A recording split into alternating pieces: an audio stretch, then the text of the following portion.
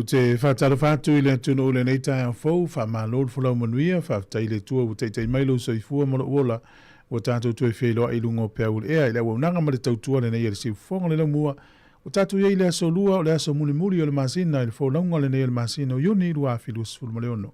Ai alo mai loa o le tātou saunu ngā loto le nei tai ao, le a taitaia, e le sunga le pikopo mālolo, si anava, mai le ekalesia, Jesu Keriso le aupa ia o aso ngā tai, wa rota pori rua lua.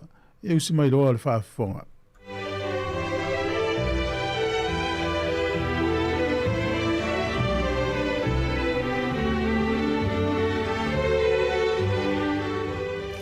E toi whatalo whatu Samoa. I lo whafunga i le nei fo i tai au. Whatalo whatu fo i le pa ia ma le malu se so tātou atunuu. Ua whangua fo i tātou e lo tātou tamawhalangi whanunga lei nei asa fou. Whatalo whatu fo i le au whanguanga pa ia le atua. E so se whatawhai taulanga lo whawhale le manuai i le tau asuino le ipuleola. Mo a tātou tangata. Whatalo whatu fo i tapo inga na tātou mātua mātutua. Ia ai mai se so se tasi o mwhaiona mō mai le nei whainga lotu i le nei tai au. Ia o te wala atu ina ia tātou au whatasi i le nei sauninga. O la tātou o mataina nei sauninga i le pese pele i le leo leo mahamoe.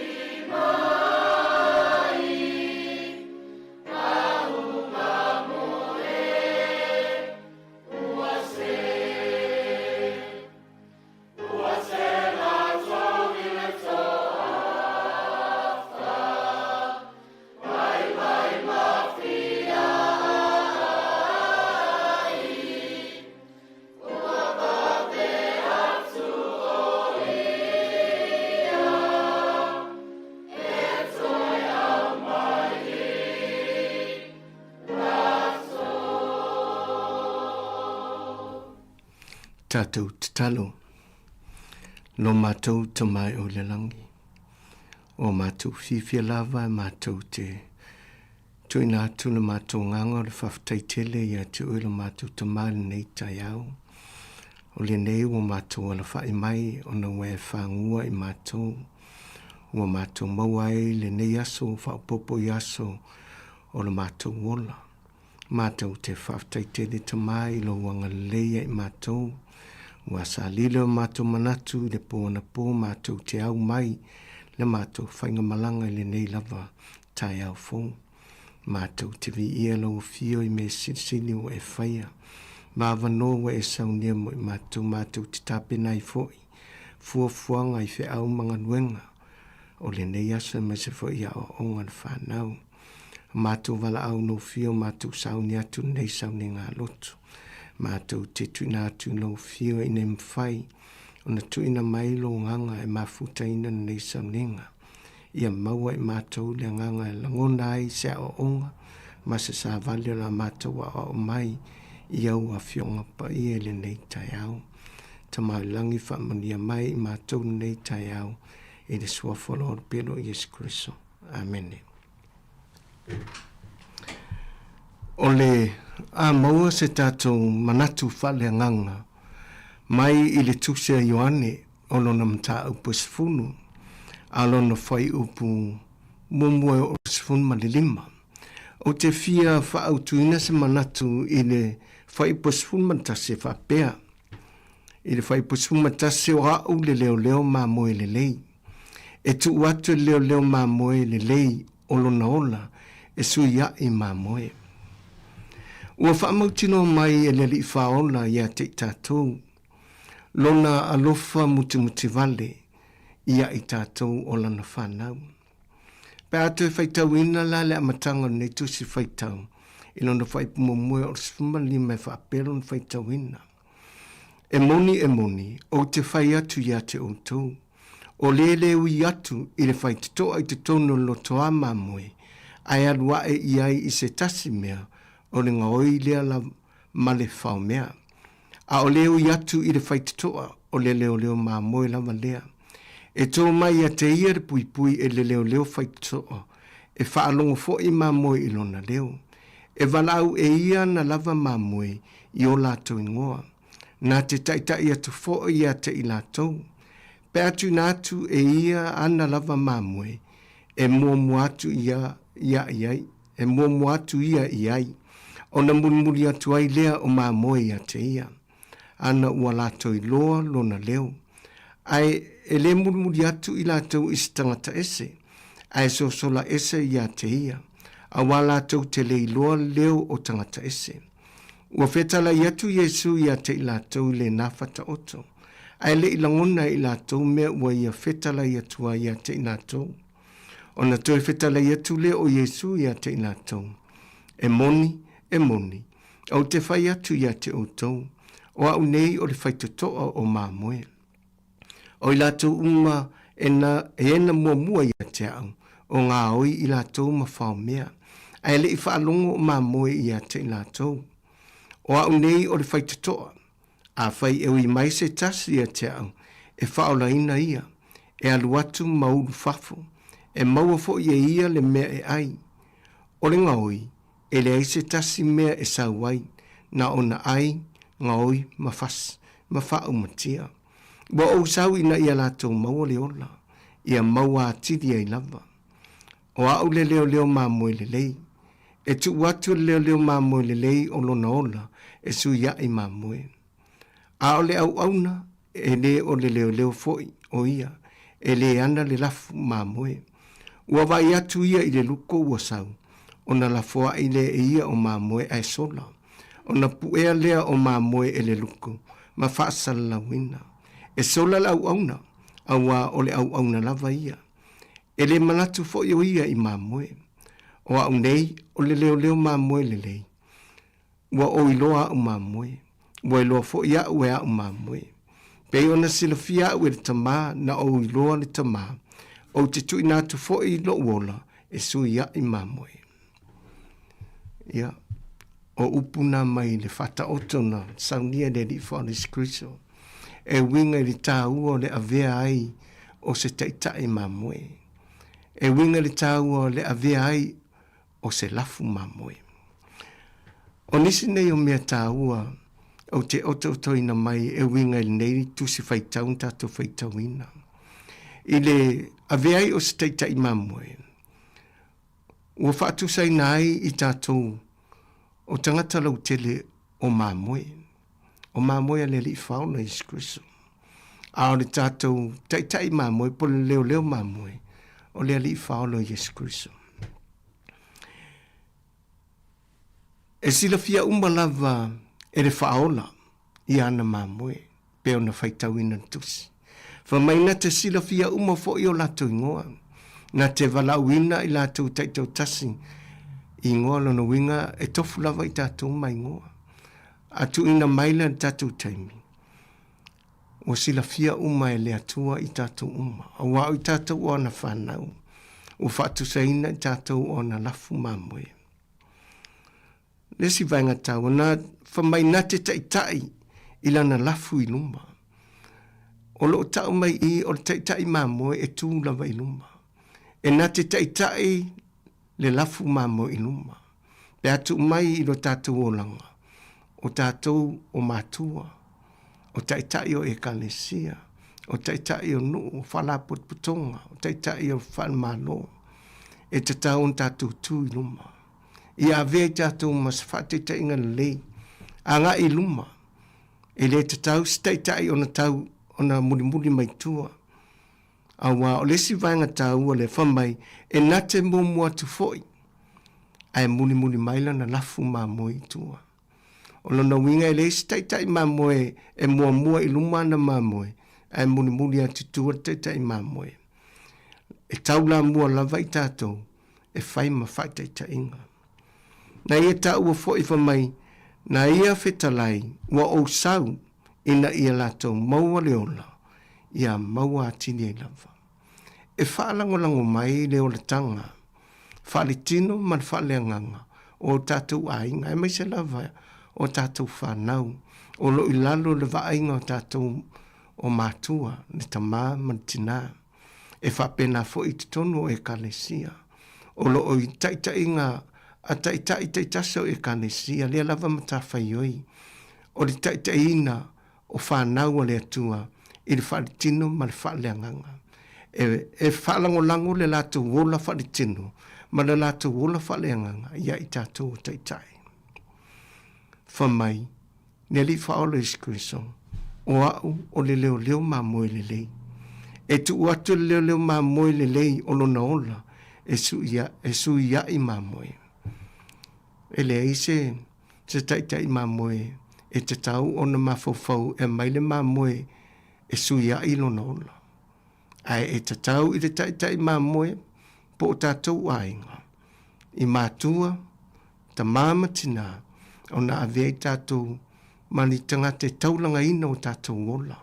E ofo ina atu tātou taimi, mo a tātou whanau.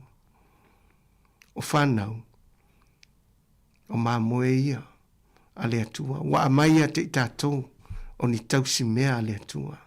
Tātou te whaua wina tausinga o i lātou, ma whaa o loa ina lātou i le tino ma le nganga. O oe mau ia avea o se leo leo mamoe. E peo na whetaraile li whao le skriso. Whamai, e le sili lava se alofa i le nei alofa. I le tuina atu e se tase o lona ola. E sui a ia na mua. Samoa e le atunu pele. E te tau ona vei tātou mas whati te inga. Ia tātou tūruma. Whapito fo ia lautala ia tātou lava o mātua. Whaalangolango mai o tātou whanau le tātou te inga. Ia vei tātou mani mātua. E tātou te ia tātou ainga. Tātou te mua i te talo whale ainga i le tai au ma le afiafi. Tātou te mua i le whale saa. Awa ai mai o tātou whanau, tātou te taula mua i mea uma. O le a soli muri vai fo i la toi o tātou tūlanga vai. Ma muri mai i whatita inga lei. E peila wale upo solo muna. A ule tuu le awa o i le tama. Ai e mawhai on tuu ina tu pele awa o le tama. Awa a o ina toe ina o ia. E le mawhai na toe tea i sei. e mana tua pea tatu whanau mo tatu ainga, ngaluenga le leisa tatu whaia.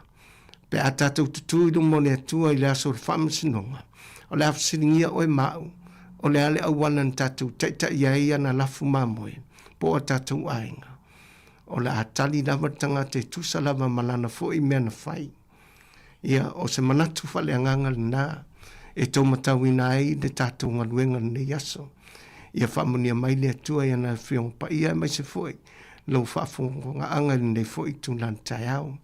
O le atatu whai ina nisau ninga talo. No mātou tama ulangi, mātou te whaftai te le lo nganga, na mafutai nei mātou nisau ninga.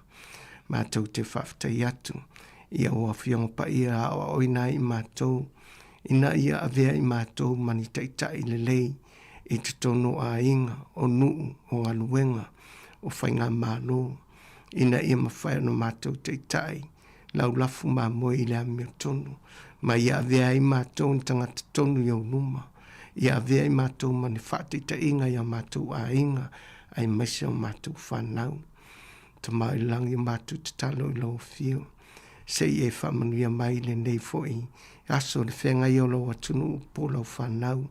I whe au mga luenga la sauni atuai le nei aso. Ina ia malutia lo mātou wola. I au a olofa i lau puipuinga mai so se whamla whafuse. I ono lama tia ai lo mātou wola. Se e whamanuia nei a mātou whanau. O atu fo ia onga nei aso fo i le poto mana tamai ate ina tau. Whianga i malea o ina le poto salalau. Ina ia mawhai o nao ngā ina tau. Ne atina ino a inga. Nu ai maise o i kalesia man nei atu nu. Maso matua tunu o Samoa. Tama o langi e iei au whaamnianga. Ile nei aso. Ina ia matu tama matina matutua. No lato fai le fai wa le tapua inga. Tapo ia ai whi au mga luenga nei aso mai se whanau ia o onga. Whamnia i lato le lato malosi. O i lato fo i o loo mawhatia i mai o tino. E me se fo i o so se mawhatianga o loo mawhatia i lato. Ia pa ia tua i au au whaola mo i lato. Whamanuia ngā luenga o loo ngā lulu e ai lau o whangalenga pa ia i so se whata whaitaulanga. Ia mana le upu lato te fulfulai i lau atunu ma lau whanau. Ina ia o ngā le lato tautua mo i lato. Whamanuia tele i lau atunu o Samoa. O loo ia o matu te tai whanamalo ia o whamnianga te lato. Te tai mali tonu, mali amia tonu lau atunu. Ina i mawhaina manuia o tangata lau tele. Whamanuia fo i le nei atunu o New Zealand matu whai malo hai. Ina i mawhai o na tai fo i nea tunu i na whamaoni. Ta mao i langi, mātou wala au lau fio se e whamanuia i le nei ala leo, i le awhionga le alipule malana au whainga luenga. I ne mō pertu mai, mawanua ni lei, e tu ina tua i le savali whale anganga i lau atunu. Whamanuia i la tau le potu ma le atamai so lawa stulanga, e whai ai pokalama lei mo le aloa luluma o i mātou uma.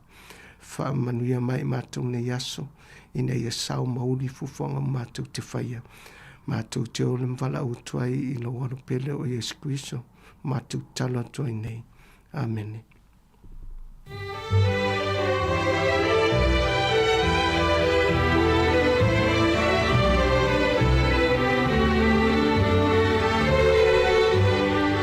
Pena ua whawhonga le tātou, tino o le tātou sauninga lotu te tala i whaasalonga le neaso, te ia le sunga le pikopo mālolo, sia nava, mai le ekalesia Yesu Keriso le upa ia aso ngatai, ua rota pori rua lua. Ia le ngang whaftai mori atu whamalota pena le neitai au, ia, o le talo lava le atino, ia whatama o ainga nimpea, ia, i le ngango e ana le poto ma le wharinga, ia, le iatu i le sunga, ia, ia lava singo le neiaso le awhira iai, whaftai tele lava, o luas fururua minute u te ene le fitu, ia, awhar fitu le tātou por kalame o le tai au, ia po le ata le tai au, ia, usa me whafonga le vi ingo le tua.